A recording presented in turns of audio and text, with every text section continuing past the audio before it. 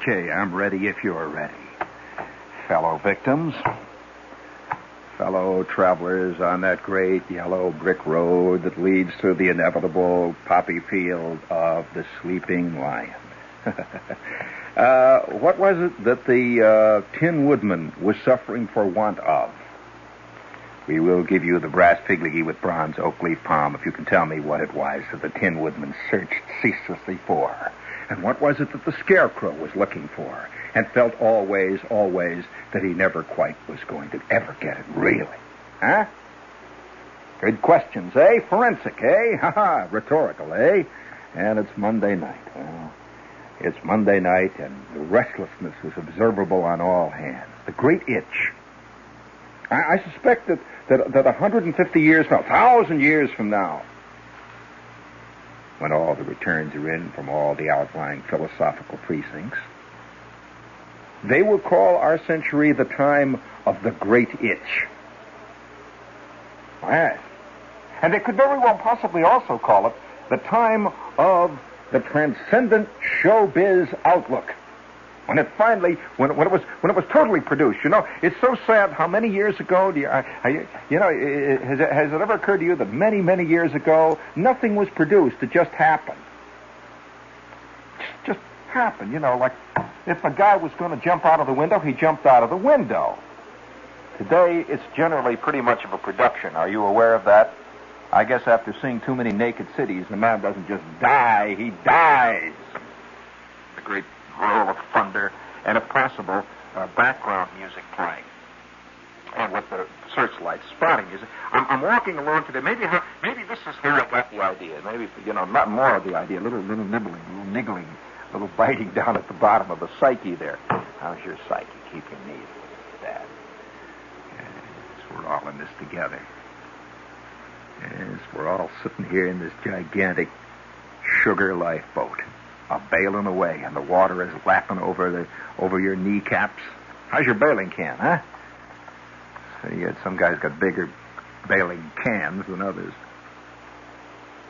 It's all a matter of keeping a sharp eye on your calorie intake, actually. Get a little exercise after, just work a little bit, do a few little push-ups. I'm walking along the street today, and I had one of these wild moments of insensate insight. That was repeated 3 times for its periodical rhythmic effect, which you will find in all the basic rules and regulations governing the writing of the colorful, hard-hitting, dynamic, produced sentence. I'm walking along, and the rain is drifting down beautifully. I think under this situation, maybe, yes, indeed, Imo. Yes, that's right. That's right. Now hold it there, and I will give you the cue for it. Just hold it there. Now hold it down now. You got all set? All right, see, I'm walking along the middle of the afternoon today, and, well, the softness that was in the air this afternoon? That kind of drifting sound?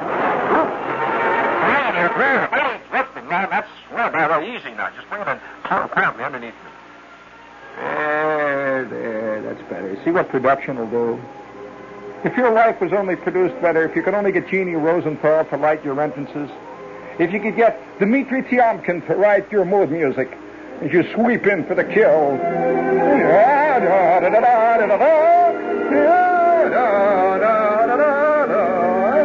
Yes, and everyone would know that Clarence L. Simpkins, transcendentalist, follower of Rousseau, Emersonian, has entered the room.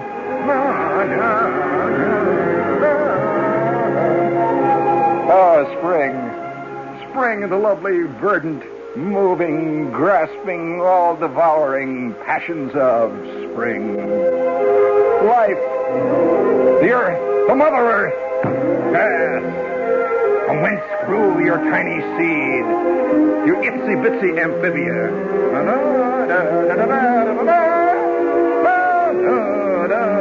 To become that verdant fern of humanity known as Clarence L. Simpkins, transcendentalist, insurance salesman, man. Okay, by George, now you just set that back there. Number 2, I'll give you the cue, just because we're not through with that one yet. You see what it would do to your life? Well, I'll tell you how I discovered it. Now, I want you to just set it back to number 2, not 1, 2. And sneak it in quietly. Now, real quiet. Just, hey, listen to me. Just sneak it in real quietly there. Just quiet. As quietly as you can. That's not quiet. Way down. Way down. Just a suggestion. Yeah, just a little bit in the background. See? Old Shep is walking along one of the great broad avenues that intersect this island of Manhattan in the 20th century. And the rain is drifting down. Yeah. My wash and wear suit is soaked through. Yeah. I feel the fires beginning to burn and flicker into flame. Wow. My ears are steaming.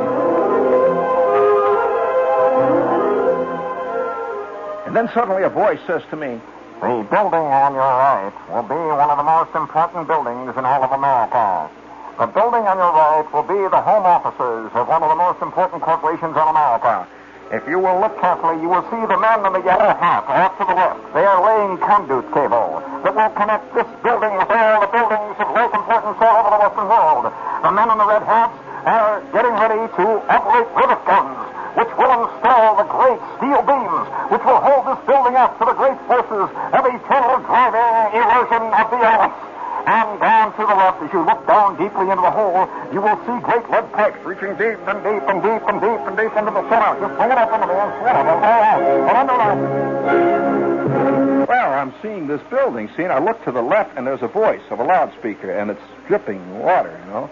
And a lot of people are hurrying past in the rain, and I see down there a great big hole. And this big hole is just filled with trucks, and it's got all kinds of pipes and stuff, but there isn't a single soul discernible. What's happened is that the entire workforce is chickened out because of the rain. But that doesn't stop the production.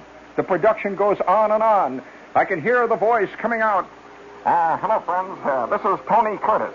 I'd like to welcome you to the site of this great excavation, which is now going on below you there. To the left, you see the men wearing the green hats. These men are the sanitation engineers, and they are connecting up over 14,000 toilets, which will be one of the most wonderfully comfortable buildings in the entire Western world. The gold faucets, which are... hello. This is the June Havoc here. I would like to welcome you to one of the sites of the... This is Cary Grant here. And, the great building. Well, I'm standing there in the rain, see, and there isn't a sight to see. There's not a soul around. There's nothing going on. Great big old... there were 2 or 3 pile drivers. There was an earth mover. There was a bulldozer dripping down there. But nothing is happening. All that is happening is that the rain continues to come down. And the voices continue to echo throughout that half-empty street. The voices of spring. Hello. Okay. I realized then, of course, immediately that holes in the ground now were being produced with the same care that they used to lavish upon the Easter production at Radio City Music Hall. Oh, yes. Have you seen that thing down there? Have you heard those voices talking to you and the music playing? And you know, it's all part of showbiz. In fact, I'm a little bit worried. I'm a little bit worried because one. That's it. So many things today I see are going unproduced, are completely ignored. I was reading a report, which perhaps most of you didn't get a chance to read, but I was reading a report in one of the big trade journals, and it seems that a couple of the big important networks were very teed off with the space agency, the way they handled the latest space shot. And I read this whole thing all the way through, and it seemed to me that what they were complaining about was the fact that it wasn't produced well. Now, for example, I said there were great moments of long, yawning, chasmic periods of no information, like nothing was happening, you know, that they stood around and Walter Cronkite had egg all over his face, and nothing happened at all, except a lot of guys fooled with dials and stuff. Who cares about dials? We got 87 million people watching. You're going to explain to them what the dials are about, for crying out loud. Security, schmacurity. We got a show. You got to realize we're giving a $14 million worth of soap operas that are produced, man. Now, let me give you just one little suggestion. You guys want suggestion, you space guys? You think I'm just a hard-bitten network official, do you, huh? Well, let me tell you, just sit down and listen to me. I've got a few ideas here. Fred, bring in the production, the presentation, will you please? Now, look, I'm going to put on camera here now. Now, I'll give you a little idea how you can produce this thing so that it has impact, men. That's the word today. Impact, dynamic impact. You're trying to raise dough? Of course you are. You want to get the people behind you, don't you? Well, you don't think David Merrick got up to the top by giving them bad shows, do you? Oh, no, that guy keeps things moving all the time. Lights going on, curtains coming up and going up, bands playing. He doesn't fool around. Now, I know we're dealing with a serious subject here, but let me tell you, don't you think Merrick is? Why, these shows are about life and death. These shows are about the basic philosophical concepts of Western man. How do you think he got some of his most important shows off the ground? Not by sitting around and putting them on, I can tell you that. All right, now, forget it, Fred. Start the machine. Now, you look over there. Now, look up on the screen there. All you men from the space agency, just look up on the screen, and you will see now one of your Atlas rockets about to be launched. It is now carrying, as you notice, this is the second shot. Just a basic screenshot we have here. Now, don't get excited, man. This is just a piece of old film. It is a picture of the second astronaut about to be launched. Will you please cover that machine up? Here. Notice on the screen. You will notice now at the root of the control, Roller Cronkite's face. Now, that face is a face that's eager to impart information. But what's he getting?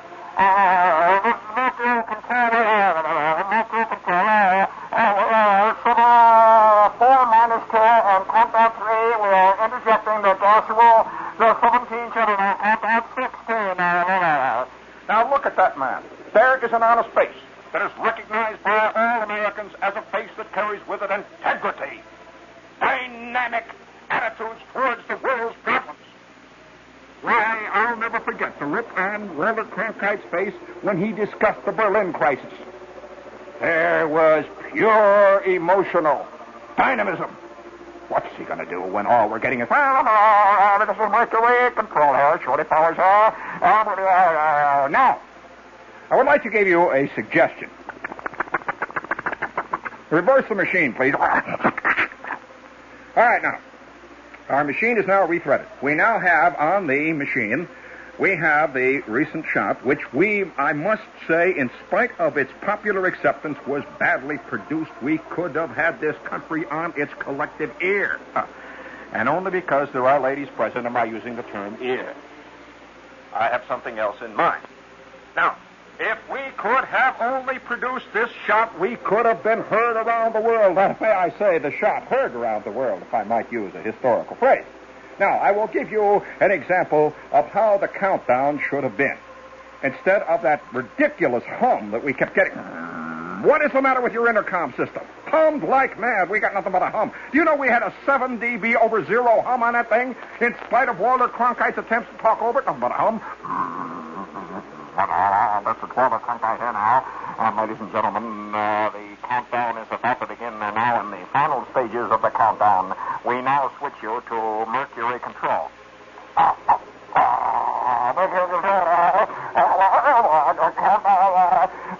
Countdown 1 minus 30. Countdown the Mercury control here now. Countdown 10, 9, 8, 7, 6, 5, 4, 3, 2, 1. Gentlemen, I ask you, is this a production or is this a mishmash? Speaking of mishmash, this is WOR New York. Is this a mishmash?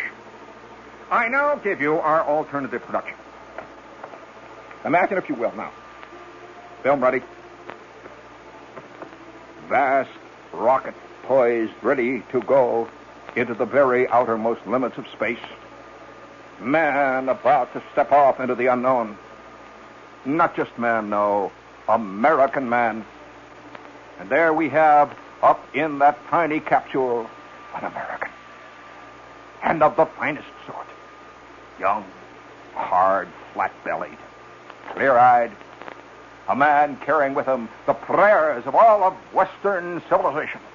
Not only America, gentlemen, a veritable Charlton Heston of reality. Do you understand what I've said? This man ranks right up with Gregory Peck. And in just a few moments, this man's name will be on the tongues of all civilized men everywhere. And we dropped the ball with that hum. May I suggest this, gentlemen, now? A series of intercuts. As Walter sits there with his wonderful, dynamic, concerned face looking out at millions of Americans everywhere carrying the hopes and dreams, he looks out and he says first, and now the young astronaut mounts the ladder that is carrying him to perhaps destiny beyond that we have known before. Or who knows what. At that point, we need a quick intercut. Quickly. To the young man's face. We can do it with film. We can cut to his daughter. And then quickly we cut to a lake, a stream. The beautiful boyhood home of this young man who is now about to go into the farthermost reaches of space. A flashback. It's an old technique we've used it countless times in my business. A flashback is important, man. You've got to relate now with them. All right. And then just as he mounts, gets ready to get into that space capsule, Walter looks out at us and he says, the countdown is now about to begin.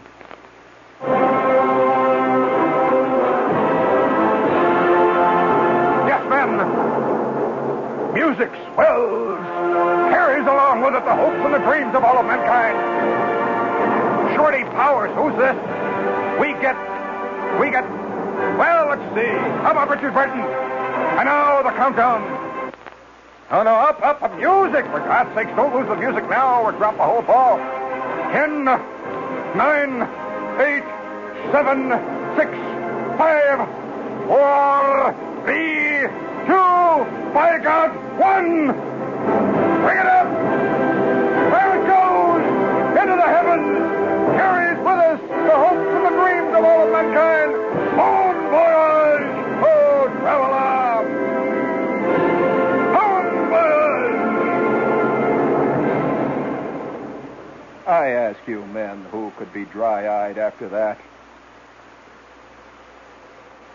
I ask you, why Life magazine would have to turn out an extra. I can personally guarantee you. And if we could have the proper sort of credits on these things. For example, think of the feeling of security as the astronaut is coming down. Now we see him, a tiny speck in the sky. Well, I think this time we must have a different type of music. Different. That's it. Keep your eye on me. That's it. A different type of music. Something perhaps a little more soothing. There. And now it comes in.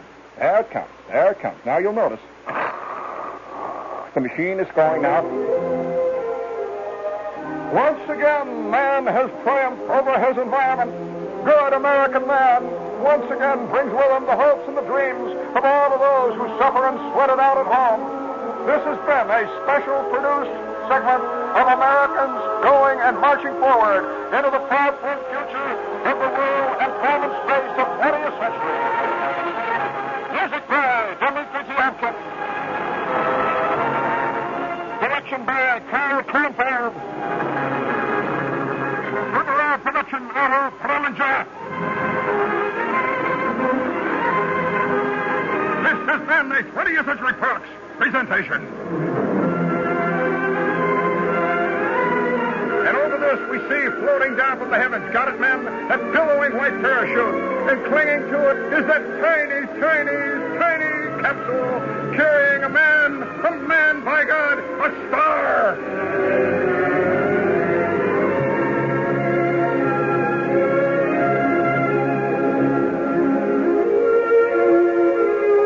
And over that, of course, we could run a few credits such as Buy Bonds. Keep 'em flying. And then superimpose the waving glories of the American flag. Judy Garland singing God Bless America. God bless America, gentlemen. God bless America. And then as the great sea waves gather its tiny clouds of earth Americans everywhere will be part of the great hit.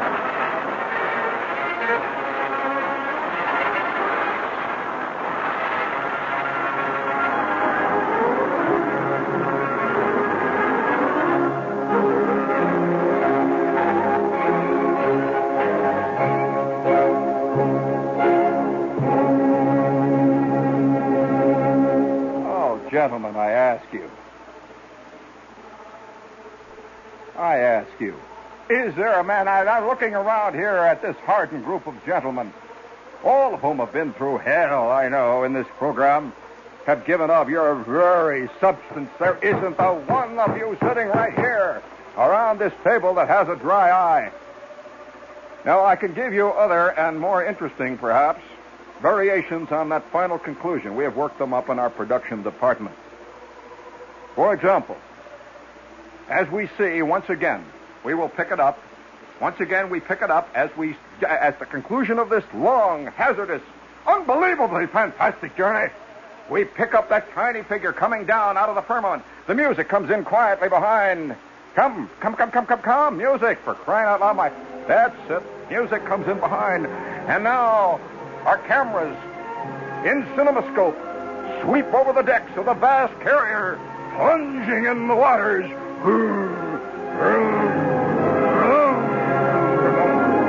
And the voice, this time.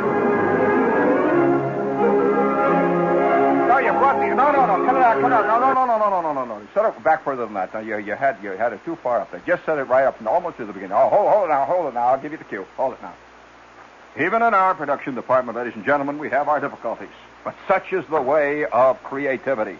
Good men working together on a transcendent idea. All right, now. Once again, get that film started. Fred, would you start the... All right, film started. Now, you'll notice those billowing white clouds.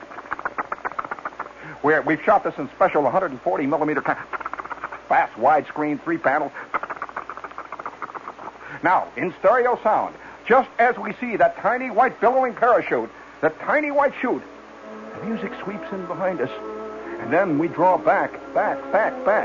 We use a technique known as the backdraw. Our camera goes higher and higher in great paneled shots of that plunging carrier. Vroom. Yes, it is the Kearsarge plunging into the waves. Forward. A shot of the bow cutting the water. And then the voice of James Mason. Once again, ladies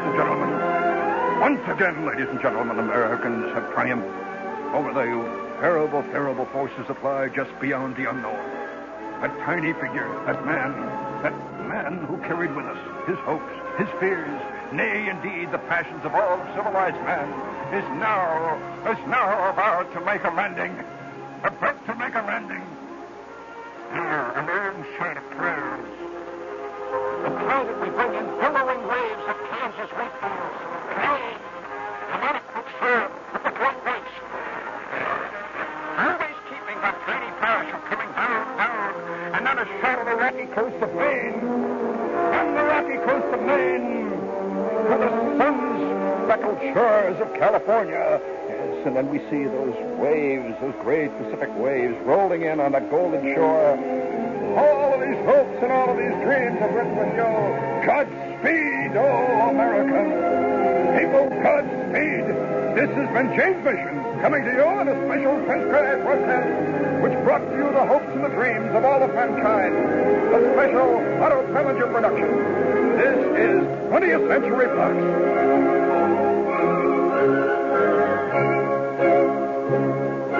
Stay tuned for the Huntley Brinkley Report, which follows. Now, can you imagine what Mr. Clean could do immediately after that?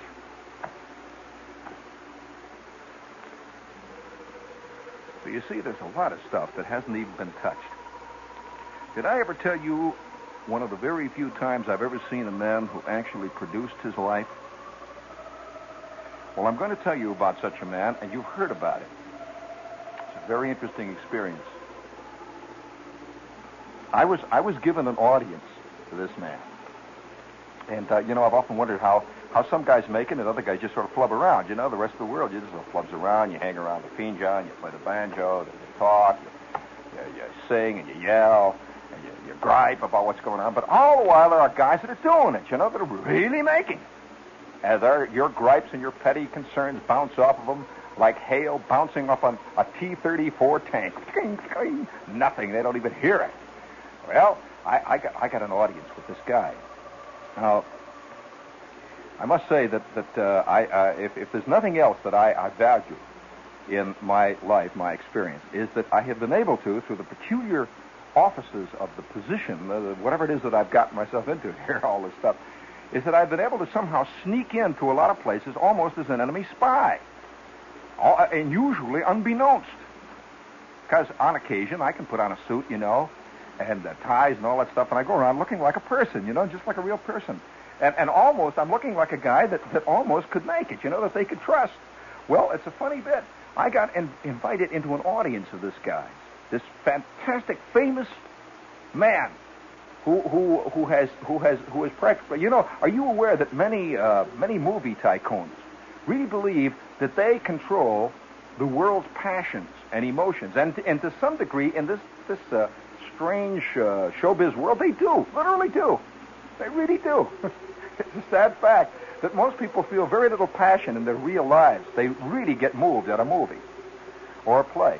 And in their own lives, they only feel vague irritation, minor gripes, once in a while a little tepid love. But let me tell you, boy, you get swept along about the sixth reel of a giant production, and you are really swept along, you know. Many a guy sees nothing when he drives across the country. But let him go to Cinerama, seeing the same stuff, and he sits there with tears streaming down his eyes, looking at the Grand Canyon on film. It's really real then, you know.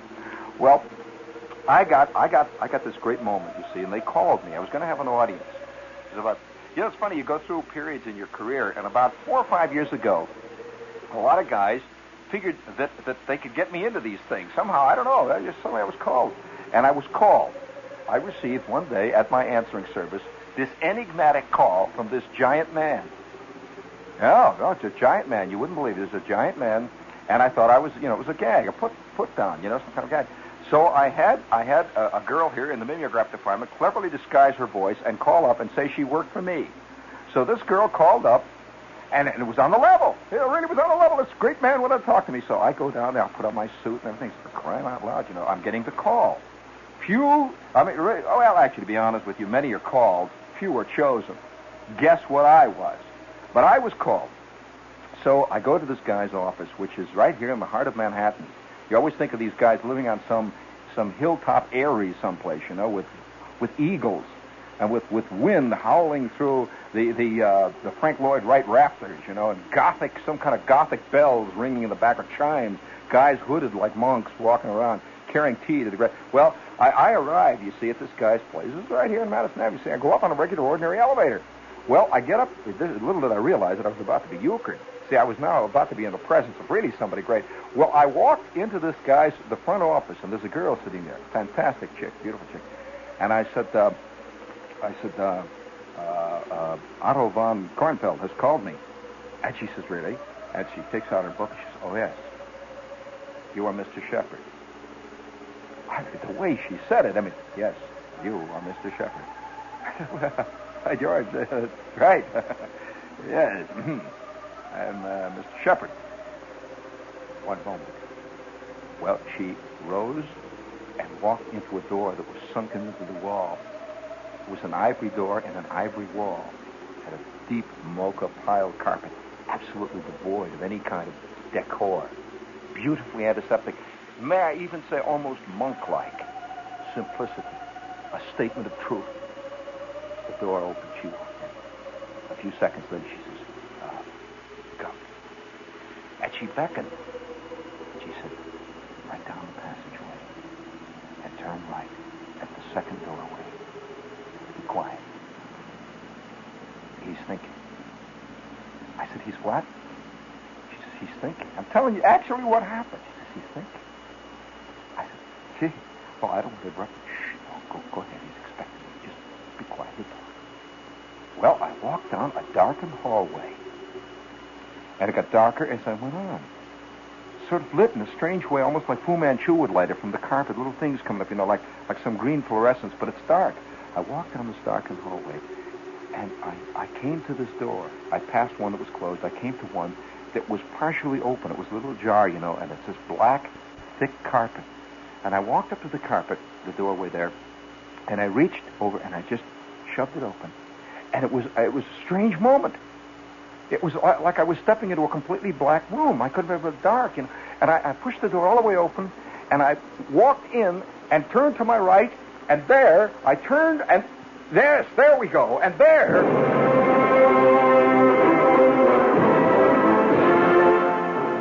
in a pool of yellow light, this great bald dome sat.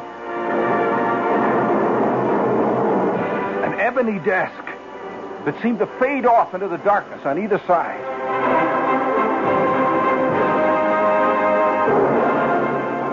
A white shirt torn open at the collar. He sat with his eyes closed.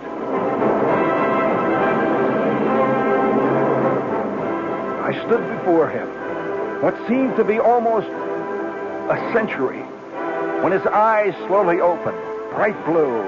Oh, yes. You are a shepherd, aren't you? Well, I am pleased to see you. I am very pleased to see you. Sit, will you please? Sit, please. Yeah, that is right. Sit. For just one moment, please. I'm feeling just a little tired. So just sit for a while there, and I will be right with you. I will be right with you. Directly behind him on the wall was a Van Gogh. To the left and to the right was a magnificent Picasso, which I remembered having seen reproduced a dozen times in museum folders. Both of them were very discreetly lit from some suggested invisible source of light. And that was all the light in the room, other than this great orb that directed the rays down on the desk. Bounced and reflected. There was nothing on the desk. And we sat for maybe 5 minutes. And suddenly, he sat up straight, pulled his stomach in.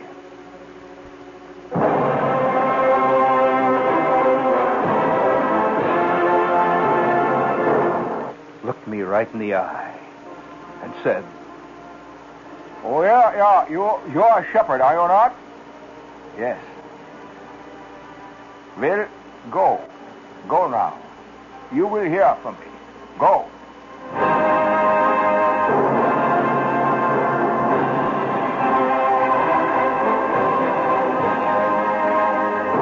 I walked down the long, dark corridor through the ivory door.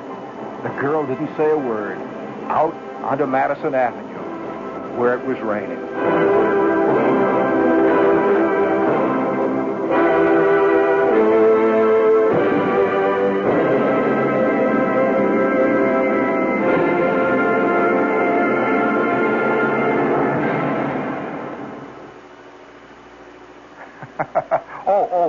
As a postscript, I'm still waiting. But let me tell you this, it was a magnificent moment. And when I describe it to friends of mine, they never believe it. Only 3 of them do. Out of all the people I've ever told this to, I don't even tell about it anymore. Those 3 have all had exactly the same experience with this same man.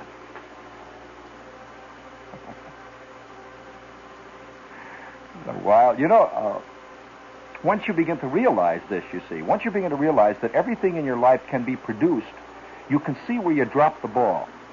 Everything. I mean, everything. You know that there are some people who don't do a thing all day long without considering it very carefully?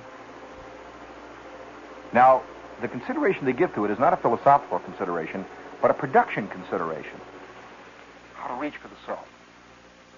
Do you realize that your whole life can be changed if you reach for the syrup right? Oh, yes. Do you know that when you stand and talk to somebody, how you stand and talk to somebody completely changes the entire complexion of what happens in the scene? As an actor, I can tell you this.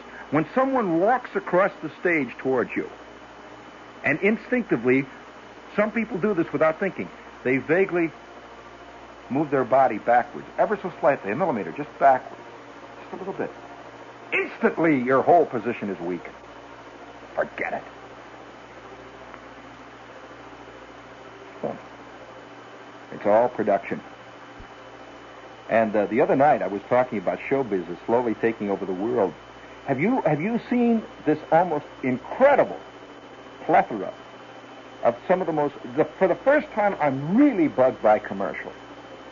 These phony people commercials, you know, with the out of focus, terrible film shot, with the lady looking at you. She says, "Yeah, well, yes, actually, yes. I think that the new hard-hitting soap suds that come from this new Sacco soap are actually a lot better than anything I've used before, and it does wonders with the kids' clothes. And the new five-pronged action is, how can I say it? It's just better, you know. It's a new five-pronged action. It's just better." Mrs. Glockenspiel, you're on camera. Oh, no. Oh, for crying out loud. Ooh, these are the most sickening commercials in the world. And then the ones that the car manufacturers have actually a lot better than last year's model. Last year's car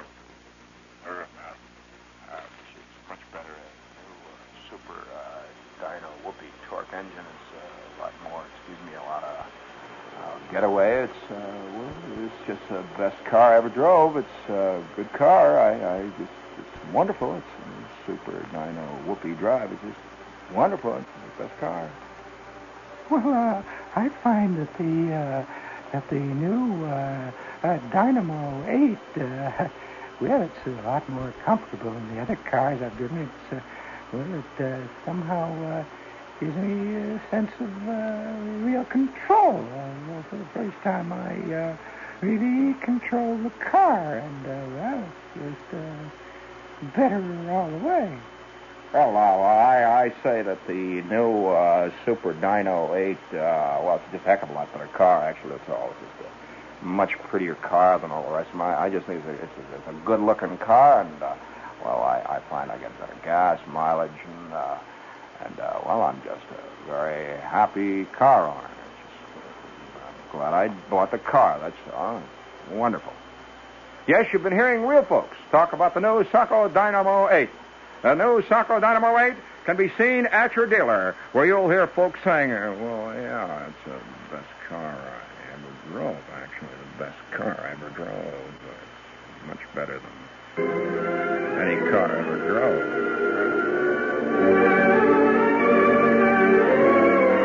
Hello there. Ooh, I see these commercials, and automatically I begin to pop out, you know.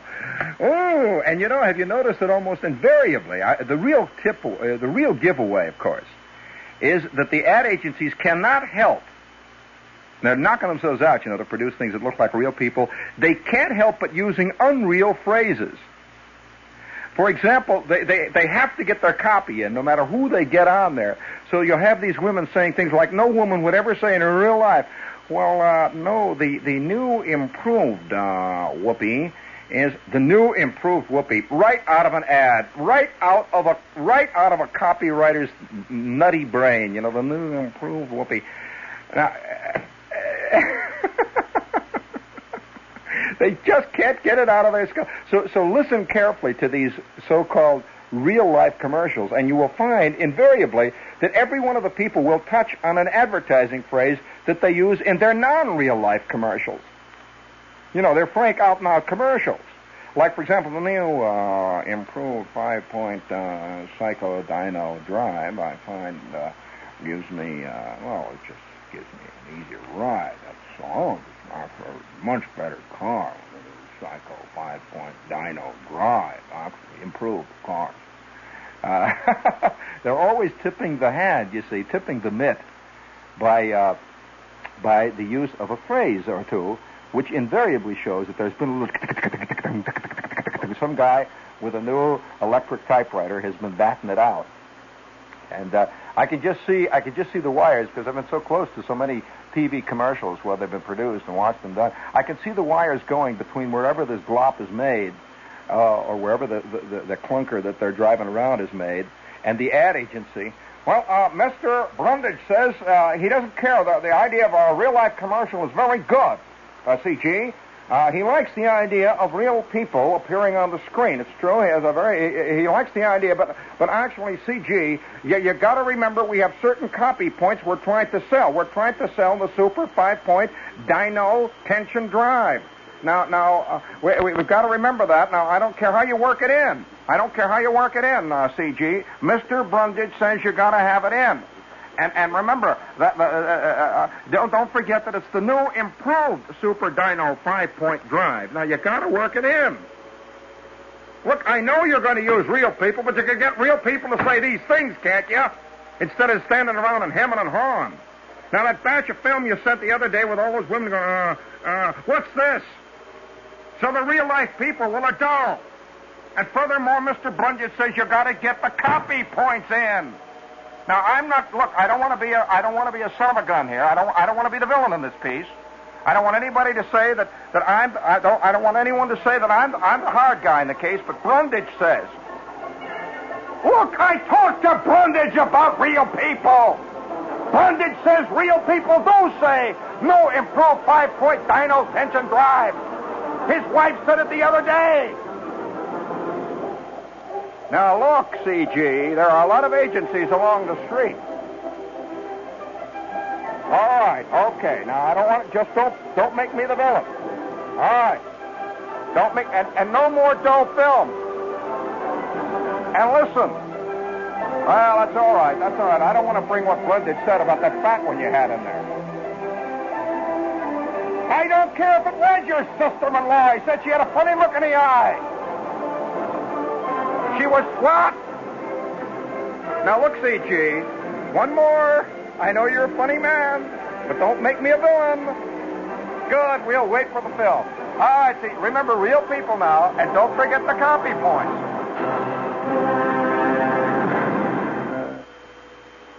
This is WOR Radio, your station for news. Hi, this is Bobby Rydell from Palisades Amusement Park. It's fun all day and after dark. Color Red Palisades Amusement Park. A million thrills, free parking space. Color Red Palisades, fabulous place. Bargain day rides, a nickel or dime. Color Red biggest buy of all time. Free dancing shows, gifts, what a lot. Color Red Palisades Amusement Park. The world's largest outdoor saltwater pool is now open at Palisades Amusement Park. There are always free circus acts, free dancing, and free parking at Palisades. Plus $1,000 in free merchandise given away free every day. Yet admission is still only 30 cents. Free this Saturday, see the Crystals in person. On Sunday, see Ruby and the Romantics. Free at Palisades Amusement Park. WORAM and FM, New York. Don't miss On Dangerous Ground, Wednesday night at 9 on the Big Preview. The stars, Robert Ryan, Ida Lupino. That's on WOR-TV, Channel 9. WORAM and FM, New York.